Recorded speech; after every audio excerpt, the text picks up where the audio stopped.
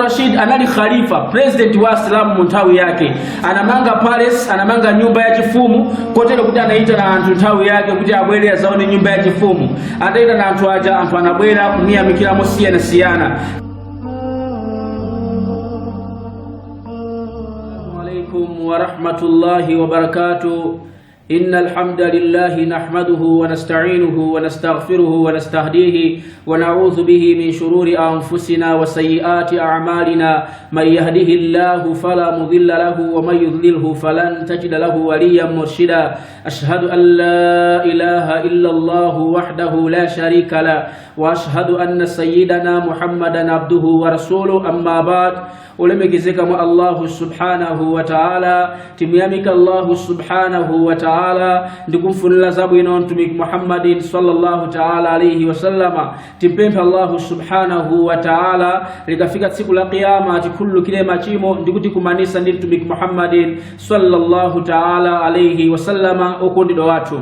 Mulungu subhanahu wa ta'ala akiyankula mu Qur'an yolemekezeka, bismillahir rahmanir rahim, i'lamu annama alhayatud dunya la'ibe wa lahwun wa zinatun wa tafakhurun bainakum wa takathurun fil amwali wal awladi. Sadaqallahu alazim ila akhir alaya.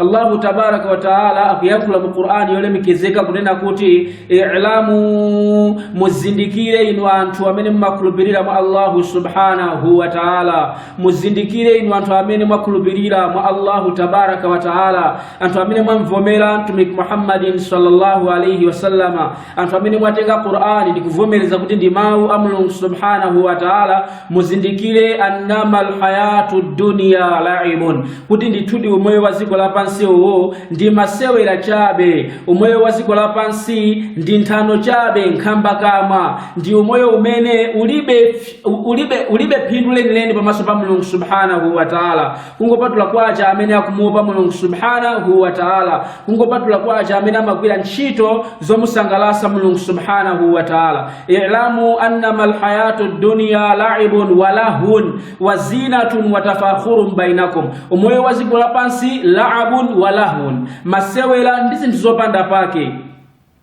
watafakhuru wa zinatun, komanso ndi zikongoleso. Umoyo wa ziko lapansi zonse zimene anthu zimakhala zikuyenda mmitima ndikongole, ndioneke bwino kuwaposa kuti akuti, ndikhale ndi nyumba ya pamwamba ndiziposa kuti akuti, mdera muno nditchuke kuti wachuma ndine, amene ndikudya bwino ndineyo kuposa akuti. Wa zinatun watafakhuru bainakum, komanso ndikukulira na mitima pakati panu, kupangira na matama pakati panu, kuzikweza pakati panu kunkhani ya chuma. Watafakhuru bainakum watakathuru fil amwali wal auladi. Ziko lapansi ntchito yake kuchulukisa chuma, ndikhale wachuma kwambiri kuwaposa akuti, ndikhale ndi ana ochuluka kuwaposa akuti. Amene yoto Mulungu subhanahu wa ta'ala mu Qur'ani yolemekezeka.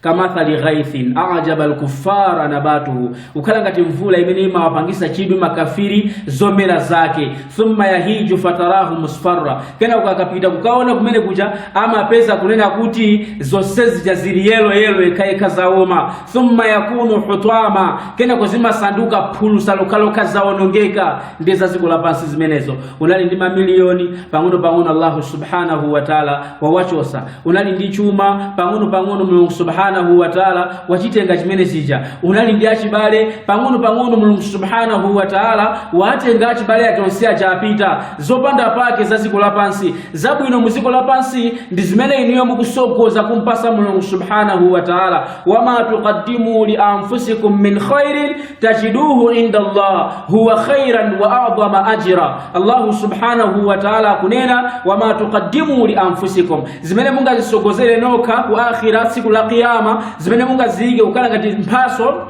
amene mukaipeze siku la kiyama, huwa khairun, ndizabwino kwambiri, huwa khairun, zimenezo ndizabwino kwambiri pamaso pa Mulungu subhanahu wa ta'ala, wa a'zama ajra, komanso zili ndi malipiro akulu pamaso pa Allahu tabaraka wa ta'ala. Wama tuqaddimu li anfusikum min khairin tajiduhu inda Allah, chilichonse chabwino chimene mungapereke kwa Mulungu subhanahu wa ta'ala mukachipeza siku la kiyama, huwa khaira wa a'zama ajra, chili chabwino kwambiri komanso cha malipiro ochuluka amene Allahu tabaraka wa ta'ala. Mulungu subhanahu wa ta'ala linu wakudalisani wakupasani chuma wakupasani ana mulindima company mwapanga chani cho musangalasa Mulungu subhanahu wa ta'ala. Timpemba Allah subhanahu wa ta'ala atike mugulantu amina ndi chuma kumaso amagwira ntchito ya mtamanda Mulungu subhanahu wa ta'ala. Kufikira pamene tikhaye tikupitirira ndi program imene yokumbo sana za umoyo wa ziko lapansi mukhale pomwepo. Mulungu subhanahu wa ta'ala akudaliseni. Allahu tabaraka wa ta'ala tikhululukire machimo wathu ndi kukatika pamodzi ndi mtumiki Muhammadin sallallahu ta'ala alayhi wasallam. Wassalamu alaikum wa rahmatullahi wa barakatuh.